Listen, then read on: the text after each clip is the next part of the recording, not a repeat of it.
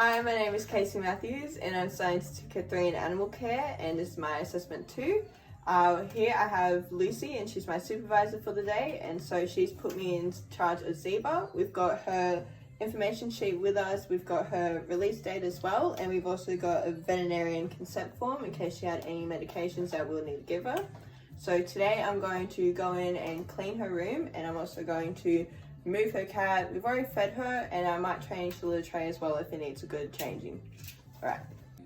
So before we actually start cleaning, first we're going to remove Zeba. So we've already got her cat carrier out. So what I'm going to do right now is just gently pick her up and place her into the cat carrier without her scratching me.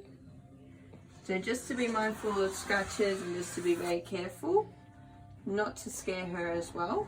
So then we'll close that all back up, and then we'll take her out and move her to another room while we clean the cage. Alright, so we've already got another room set up, so while we're doing this you can just turn that in here. We'll open up the cat carrier and she's more than happy to jump back out. Awesome. So we'll put this under here for the time being, and then we'll go back to the other room and we'll start cleaning.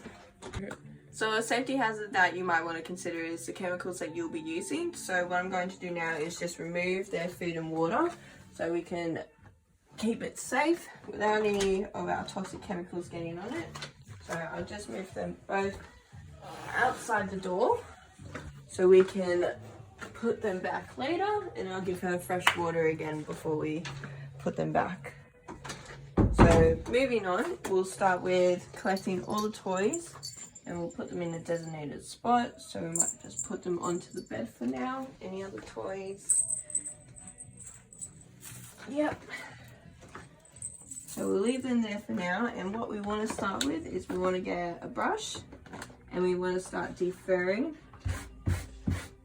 most of the fur that we can see, just to keep it nice and fresh and clean, because we do get regular cats in here, so we don't want the fur to keep building up. Brush is a great way to just get rid of all the fur, and then we'll put this into a bin once we're done. Any hair that we get off the brush, we'll just pop it into this bin. Same with any waste that we'll get from this room, we'll pop it straight into that bin, and then we'll dispose of the waste outside in the outside bin. So after we've done a good brush, we'll go in and we'll do a light dust all over the floor to pick up any excess hair. So moving this over to this side for now, we'll just go in, making sure to get right into the edges and the cracks, because that's where hair can get in most. All around the kitty tray as well. Now, as you can see with the kitty tray, we have done a fresh line, so it doesn't need to be changed at the moment. But we always line the kitty litter with paper underneath as a catcher. And then once we're ready to change the full litter, we'll change the paper and the litter tray as well. So after we've done a nice big brush, we'll empty everything into the bin, and then any spills or any water we see, we'll just go in with our cloth and we'll wipe it up.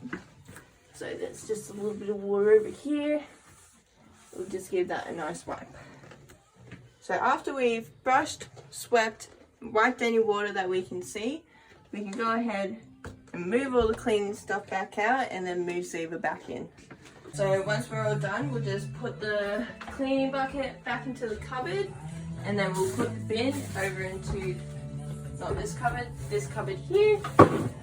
And then usually after we've cleaned all the rooms, we'll put the spade back into the detergent bucket right over to this side and let it sit for the night, just to clean it, just that little bit extra. But we're not done yet, so we'll just leave that in there for now. So we're just going to change her water bowl at the moment, just because there's a bit of hair in it. So we'll just empty it down the sink, get a little cloth, make sure we get all that excess hair out, and then fill it up with cold water. And then we're going to put this back in her room along with the food.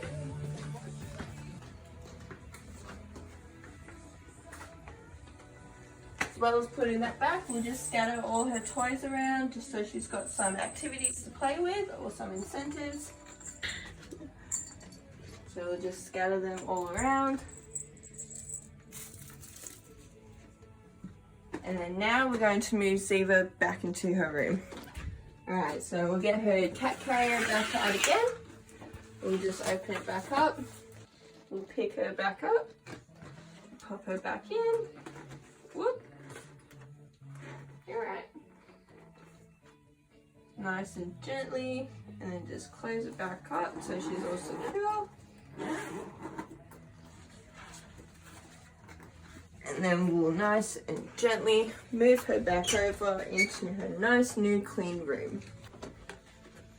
So with her room all nice and clean, we can now take Ziva back out. She might be happy to just jump out herself, or she might need a little help.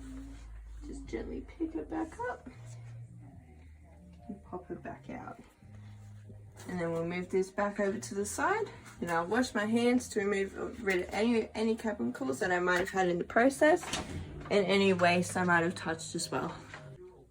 So as we've moved Ziva back, I'm just going to perform a little hygiene check on her and see if she's looking all healthy. So we'll just get her up here. As you can see, she's got a nice beautiful long coat, tail, bum is looking great, ears, no build up in there, teeth, beautiful gums. And if we were to groom her, we'd use a nice coarse brush because she's got beautiful British short hair. So we'll want to get that nice and down to the skin, just to get that second layer of fur she'll have growing underneath. WHS you might want to consider is water spillage and electrical power points. You don't want them to mix, so just make sure you're very wary of any spillages that you might have in the room. Make sure they're cleaned up as quick as possible. PPE that's worn, we want nice enclosed shoes, protective wear, long pants, shirts, and just to make sure that you wash your hands after you clean every room, and if any chemicals touch your hands, make sure you wash them straight away.